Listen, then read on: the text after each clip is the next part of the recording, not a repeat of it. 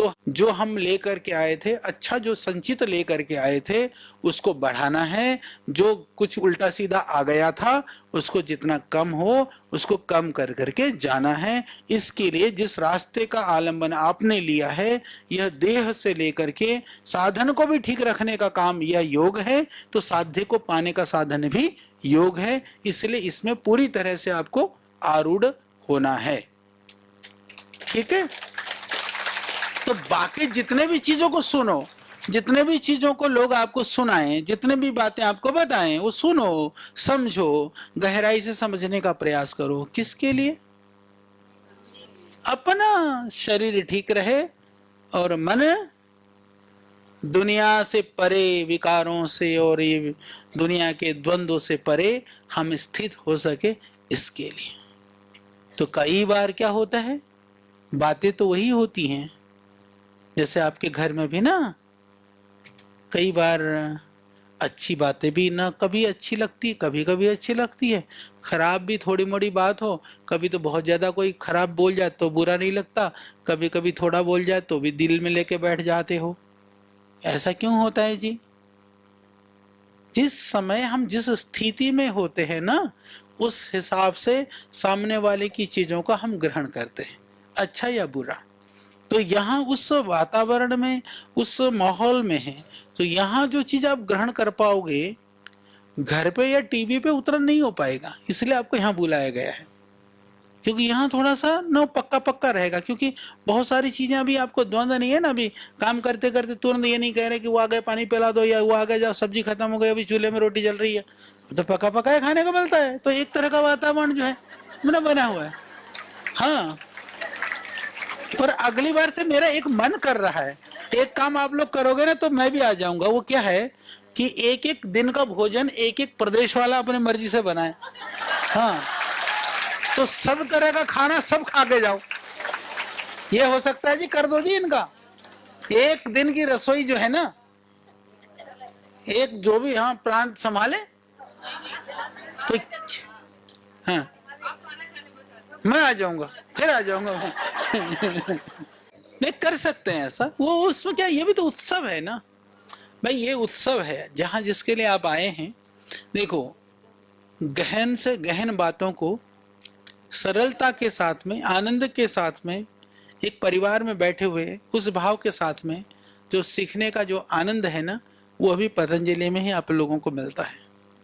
यहाँ नहीं तो मैंने ऐसा देखा है, लोग जाते हैं, उसको अन्यथा मत लेना। कुछ लोग हैं जो भी हैं आप समझ लोगे, जहां बहुत भीड़ होती है, धक्के खाने के लिए लोग हमसे कहते हैं आचार्य जी हमको दूर से मिल जाए, एक क्षण के लिए मिल जाए।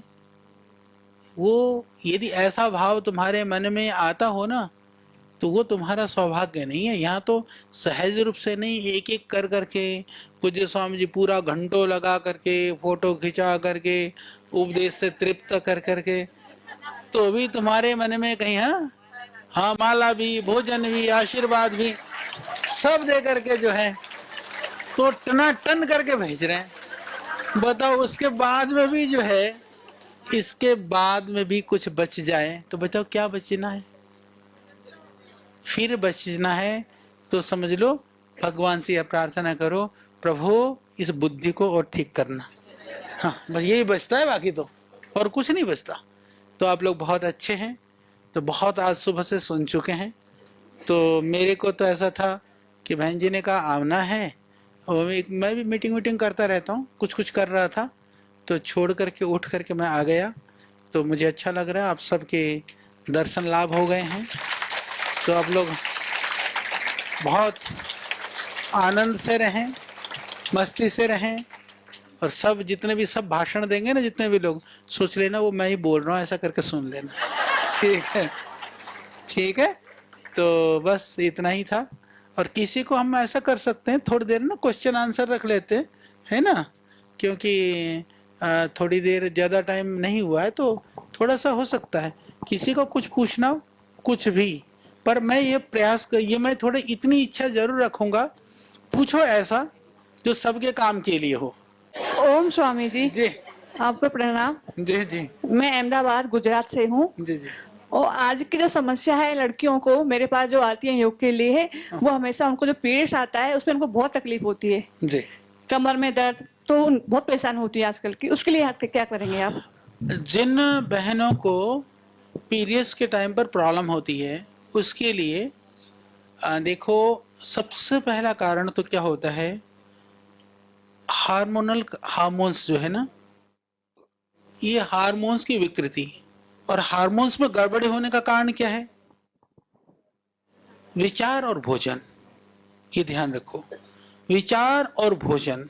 क्योंकि विचार में तो आज शांत विचार तो किसी को मिलते कम है, और भोजन में भी, क्योंकि जितना भी जो हम मिर्च मसाले और जो दुनिया जहाँ के भोजन को सेवन करते हैं वो बहुत ही एक तरह से कहिए रोग का कारण है। तो योग आदि नियमित रूप से करने से तो बाद में वो चीज़ें ठीक हो जाती हैं।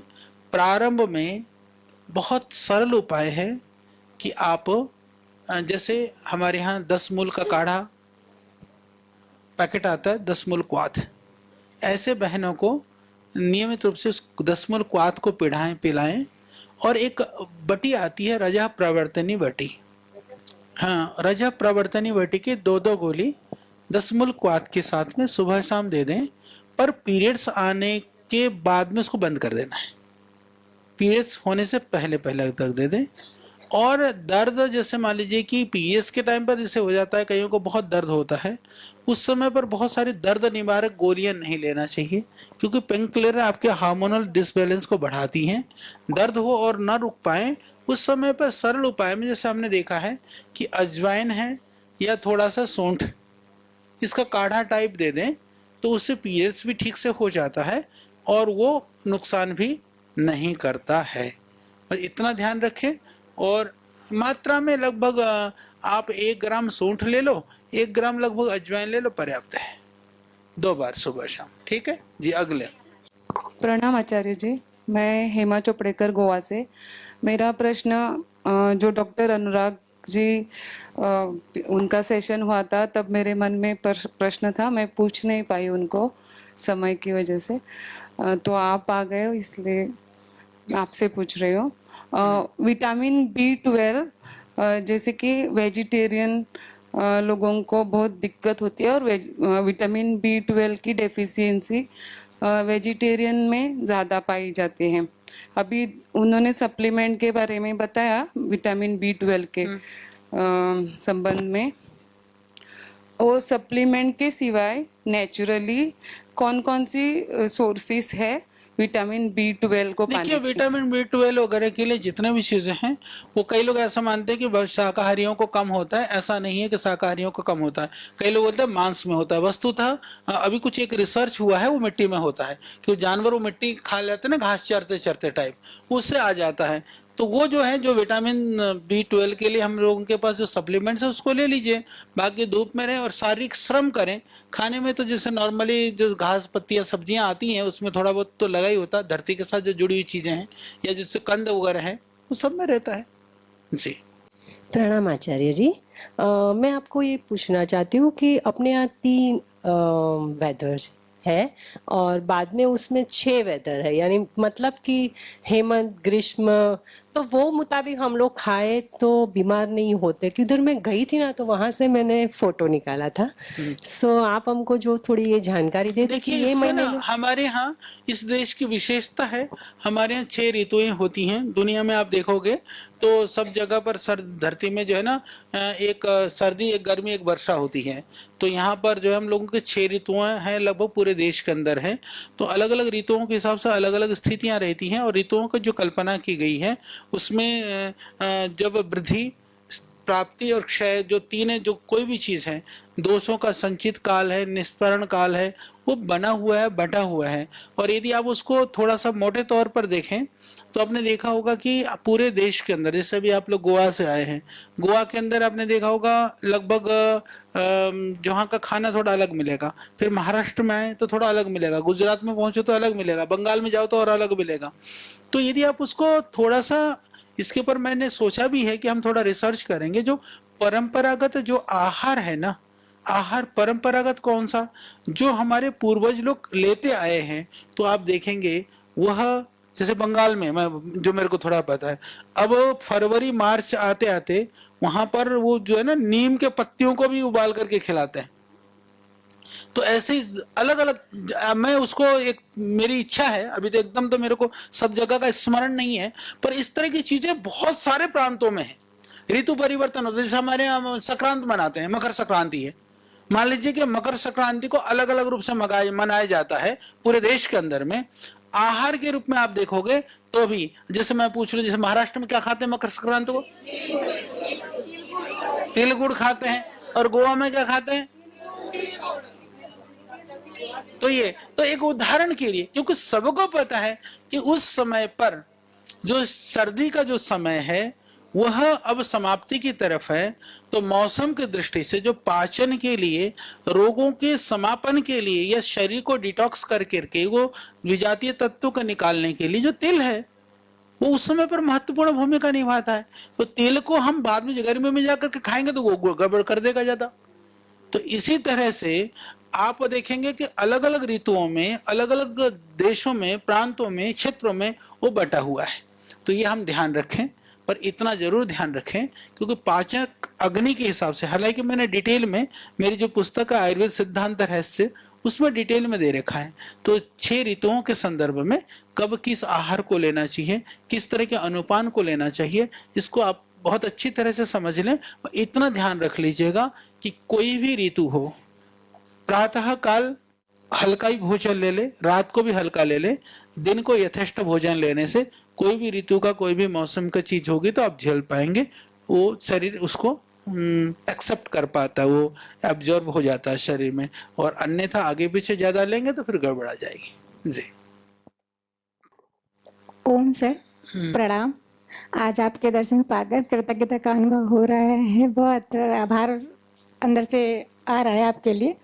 और ऐसा लग रहा है जैसे आपने जो जो आज टॉपिक डिस्क्राइब किया, हम लोगों को समझाए, वो जैसे सारे मेरे लिए ही थे। तो पहला जो आपने दृढ़ता वाला कहा, तो सर मेरे अंदर जहाँ तक दृढ़ता का सवाल है, तो मैं हूँ टाइम के पंचल बहुत ज़्यादा हूँ, लेकिन फिर भी महीने में 2, 3, 4 दिन ऐसा हो जाता है कि मतलब मन बिल्कुल हावी हो जाता है, फिर लगता है कि अरे छोड़ो, ठीक है। तो क्या ये मेरे अंदर इसे कमी मानूं या इसे अपना नेचर मानूं कि कभी कभी? पूछ लो कितनों का ऐसा होता है। पूछ लो जी। ऐसा है, देखो सब हाथ उठ जाएंगे 1 मिनट में। तो बहन वो सिर्फ आपको अकेले को नहीं होता है, इसी को समझाने के लिए तो तप, साधना, योग, अभ्यास, इसीलिए बहन करती रहेगी, ठीक हो जाएगा। जी। और दूसरा प्रश्न था कि जो योग क्लास में बहनें आती हैं उनमें से अधिकतर को मूड स्विंग्स की प्रॉब्लम और सर दर्द की प्रॉब्लम रहती है, तो सर उसके लिए कुछ बता दें। देखिए, मूड स्विंग होना जो है ना, ये एक आजकल खतरनाक एक स्थिति है। कारण में यदि आपको इसको ढूंढेंगे, जो मैंने देखा है, एक तो शारीरिक रूप से जो शरीर में हार्मोन्स वगैरह चेंज हो जाते हैं, तो बहनों को थोड़ी ज्यादा होती है। जैसे मैंने कहा ना, कभी कोई बात लगी नहीं लगी तो बड़ी से बड़ी, लगी तो छोटी भी ऐसी लगी कि उतरी नहीं। ये थोड़ा सा पुरुषों में कम, बहनों में ज्यादा होता है, ठीक है। एक तो ये बात। दूसरी बात कि वह निर्भर करता है, बाहर की बातें हमारे स्थिति पर अनुसार प्रभाव डालती है।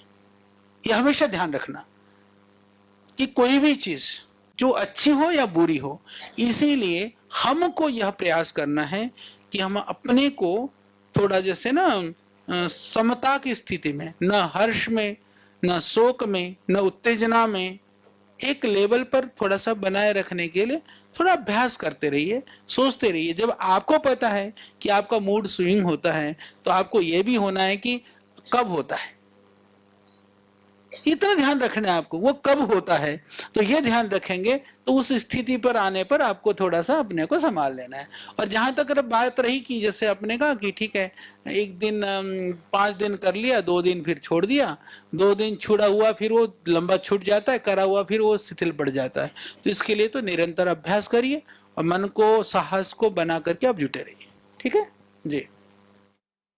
ओम ओम एक्चुअली मैं पुणे से यहाँ हमारा ये 3rd ट्रेनिंग है आफ्टर कोरोना के बाद। तो इसके बाद मुझे ये कहना था कि जो हमारा एरिया है मतलब आधा पुणे तो पूरा योगमय हो गया है, तो उसके बाद जो पुणे का बचा हुआ एरिया है वहाँ पे कोई मतलब साधन नहीं है। असिस्टेंट योगा जो ट्रेनिंग हमें उस बेसिस पे हमें यहाँ आने का सौभाग्य मिला। तो मैं कहती हूँ कि एक डिमांड तो वहाँ भी कुछ जो हमारा पीडीएफ फाइल होता है या डॉक्यूमेंटेशन होता है जो भी, कि वो हमें मौका मिले कि बाकी टीचरों को या फिर वहाँ की सोसाइटी वालों को भी ये असिस्टेंट योगा का ट्रेनिंग मिल जाए। पक्का बहन, एक्चुअली जब अभी तुम मैं चाह रहे तो मास्टर होगा कर नहीं रही तो हूँ। ये तो खुशी की बात है, हो जाएगा जी। इनको प्राथमिकता पर कर दो बहन जी को। अभी हड़पसर से मैं ही हूँ दीदी जी, तो हमें वो मौका मिले और काफी सारी बहनें। और दूसरी बात ये थी कि हमें राकेश कुमार जी ने जो कल लेक्चर दिया परसों, वहाँ जो ऐप दिए थे ट्विटर फेसबुक पे, जो हमारा पतंजलि से रिलेटेड ऐप है, जो कि हम लिंक और जुड़ सके और हमारी अपनी लाइक्स और वो जो ओपिनियन है वो बता सके, तो हमें नहीं मिला है मतलब वो लिंक मिल वगैरह। जाएगा बहन। अभी आप लोग 3-4 दिन हो ना, एक काम और कर लेना। हाँ तो परसों जाना है हाँ, तो फिर क्या रोक लें क्या? और जो वेद प्रिया जी ने सुबह हमें लेक्चर दिया कि बहुत सारी ट्रेनिंग बहुत सारे ये हमारे यहाँ पे चल रहे, तो मुझे ये लगता है कि हमारे बच्चों को भी, जो अभी हम ही है परिवार में कि योग से जुड़े हुए हैं, लेकिन जो बहनें यहाँ पे आई है तो उनके बच्चों को भी वो करने का मौका मिले जो यहाँ पे बहुत सारे ट्रेनिंग स्किल चल रहे हैं, ताकि हम तो जुड़ ही गए लेकिन अभी जरूरत है आने वाली पीढ़ी को ये सारे यहाँ पे आने का मौका मिले और वो सारे स्किल सीखने का मौका मिले। तो ये भी मुझे लगता है कि वो भी होना चाहिए बच्चों की लेवल के ऊपर।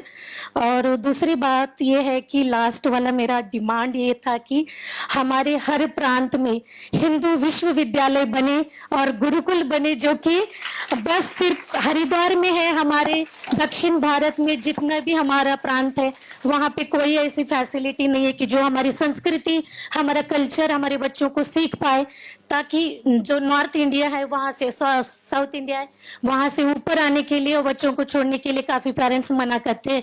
इतनी दूर इच्छा तो है लेकिन आ नहीं पाते। कम से कम महाराष्ट्र में एक या कि तो वो गुरुकुल और आचार्य कुलम या जो भी है हिंदू संस्कृति विश्वविद्यालय बने। बहन आपकी शुभ इच्छा को भगवान जल्दी पूर्ण करें। श्रीदेव स्वामी जी के साथ हम रखेंगे। और एक मैं आप लोगों की तरफ से भी मैंने कई बार सोचा था, ये बहन जी सुन लो जी, मैं एक चीज बता दे रहा हूँ आपको। ये मैंने बहुत सोचा था क्योंकि अभी ना जैसे नेपाल के अंदर तो युवा संगठन वाला पार्ट बच्चों का काफी अच्छा हमने खड़ा कर दिया है।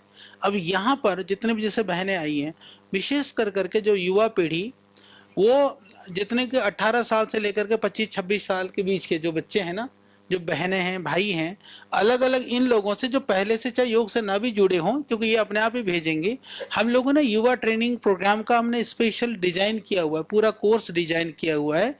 उसके अंदर हम स्किल का पार्ट भी रखते हैं, हम उसमें योग भी रखते हैं, मेडिटेशन भी रखते हैं। तो साथ में फिजिकल वाले लेवल पर हम सब उनको लाठी भाला छुरी सब सिखा देते हैं। तो यहाँ जो आ जाए तो पूरा एकदम जबरदस्त बना करके भेज देते हैं। वो ट्रेनिंग का पूरा हमारा बना हुआ है। तो ये अभी ये जो बहनों का डिमांड, ये तो कर लेना चाहिए क्योंकि जरूरी है।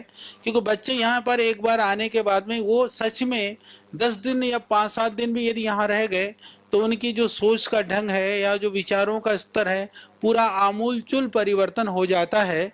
तो उन बच्चों को उस लेवल आयु एज ग्रुप के लिए वो बना देंगे। एक आध भाइयों का फिर बहनों का उसकी प्लानिंग कर करके युवा शिविर जो है वो योजना बना देते हैं। ठीक है, ये हो जाएगा जी। गुरुजी ओम, मैं बॉम्बे बरेली से आई हूँ। मैं गंगा दास। मेरा प्रॉब्लम है क्या, मेरा योगा क्लास में थोड़ी जो है उन लोग को यूरिन का प्रॉब्लम होता है। तो यूरिन जो शुगर के लिए होता है उन लोग को शुगर भी नहीं, फिर भी उन लोग को आप यूरिन हो जाता है। तो उसके लिए मेरा को थोड़ा कुछ हाँ, जिनको देखिए क्या बड़े एज वाले हैं, ज्यादा उम्र के लोग हैं?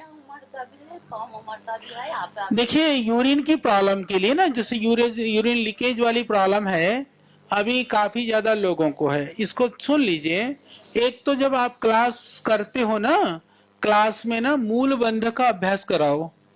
मूल बंध बहुत सहयोगी है।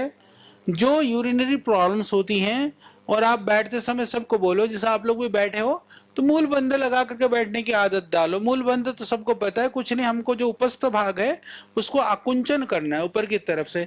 उसको मोटे तौर पर कहें तो जैसे घोड़ा मल विसर्जन करने के बाद जैसे नहीं खींचता अपने मूल को, तो ऐसे करके खींचना। तो ये एक तो ये अभ्यास करो। औषधि के रूप में चंद्रप्रभा वटी जो है वह काम करती है। वो जनरल टॉनिक का भी काम करती है, यूरिन के लिए भी काम करती है। और जो तिल की बात हो रही थी, जो काला तिल है ना, काला तिल का पाउडर करके, यदि जिसको डायबिटीज नहीं है वो थोड़ा गुड़ मिलाकर लड्डू टाइप बना ले, थोड़ा भून करके। और नहीं तो फिर उसको आप काला तिल अकेला ही पाउडर भी ले सकते हैं जिनको डायबिटीज है। वो बहुत अद्भुत काम करता है। मूत्र को, जो बहुमूत्रता को खत्म करने में तिल का बहुत अद्भुत रोल है। उसका आप सेवन कराइए। इसके अलावा एक टैबलेट और आती है, उसको लंबे समय तक नहीं देना, जिसका नाम है विष तिंदुक वटी। हमारे पतंजलि की मिलती है वो विष तिंदुक वटी जो है, वह एक एक गोली सुबह शाम कुछ समय तक आप दे दें, 10-15 दिन दे करके, बीच में फिर 10 दिन रोके, फिर देना हो तो दे सकते हैं।